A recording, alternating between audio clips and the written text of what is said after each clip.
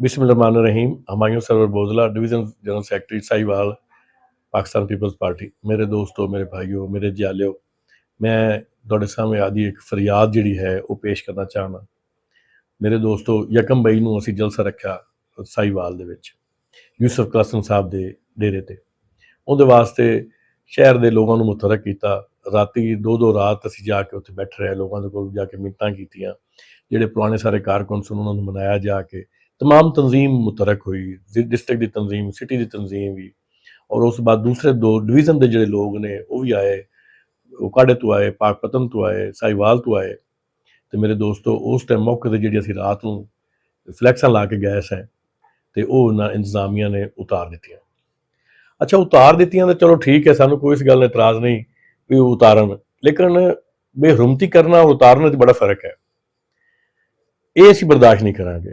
उत्थे जुल्फकार अली भुट्टो शहीद की तस्वीर सी, उस बाद उत्थे मोहतरम बेनज़ीर भुट्टो की तस्वीर सी, नाल उहदे प्रेजिडेंट पाकिस्तान की तस्वीर सी, ते उत्थे म्यूनसिपल कमेटी वाले, म्यूनसिपल कारपोरेशन वाले जो लोग सन उन्होंने उतार उतार के सड़कों पर फेंक रहे सन, तालियां फेंक रहे सन। ये गल बतौर कारकुन मैनू नहीं वारा खाती। तो साढ़े जिहड़े हुक्मरान ने इस टाइम, गवर्नर साहब ने और यूसुफ ज़गलानी साहब ने, चेयरमैन सैनेट और गवर्नर पंजाब, हो सकता है उन्होंने को उन्होंने मसरूफियत ज़्यादा होए, उन्होंने गल उन्होंने ना पहुंची हो। अगर नहीं पहुंची तो बड़े अफसोस की गल है। जे अगर हम पहुंच रही है तो एक्शन ना किया जाए तो भी अफसोस की गल है। मेरा सवाल है गवर्नर साहब को भी और चेयरमैन यूसुफ ज़गलानी साहब को भी थानू बनाया मोहतरम बेनज़ीर भुट्टो के सदके पाकिस्तान पीपल्स पार्टी ने, तुसीं ऐलान किया हर जगह तो वैसे हर कारकुन का तहफ़्फ़ुज़ करांगे।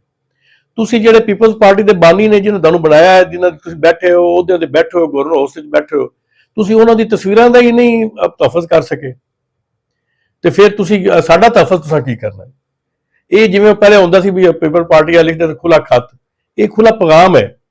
तो मैं गवर्नर साहब को पैगाम करना भी असीं इन्हां दा इतिहाद है, ये साडी उतारन तस्वीरां, असीं इन्हां दा हर तरह की गल करिए, इन्हां दा जंग छेड़िए, इन्हां दा धरने दईए, इन्हां दे खिलाफ जुलूस करिए, जलसे करिए। ये आदे जी इंतजामिया है साहिवाल की, वो आदि एसी के कमरे बह के उतार दो, उन्होंने की पता तुम की उतार रहे हो। उन्होंने इस गल का नहीं पता कि जो एटम बम का खालक है असं उनकी तस्वीर उतार रहे हैं। जी प्राइम मिनिस्टर पाकिस्तान जिन्हें शहादत कबूल कर ली पाकिस्तान की इमाम वास्ते, असं उनकी तस्वीर उतार रहे। कोई इज्जत कोई एहतराम ना की चीज़ है? तुम किहड़े पढ़े लिखे अनपढ़ हो कि तुहानू इस गल का भी नहीं पता? तुम की समझते हो किसी असीं जाके जी फ्लैक्सां हैगियां ने किसी टिक्के कबाब वाले उतारते पे हैं या किसी पीजे वाले उतारते पे हैं? तुसीं साबका प्राइम मिनिस्टर पाकिस्तान की तस्वीर उतार रहे हो, खालक की तस्वीर उतार रहे हो जिन्हें एटम या मजाइल लैके आए। तुसीं जुल्फकार अली भुट्टो शहीद की तस्वीर उतार रहे हो। और मेरे गवर्नर साहब, तुसीं मेहरबानी करो, साडे हाल ते रहम करो, इन्हों रोको, इन्हों नाल गल तां करो।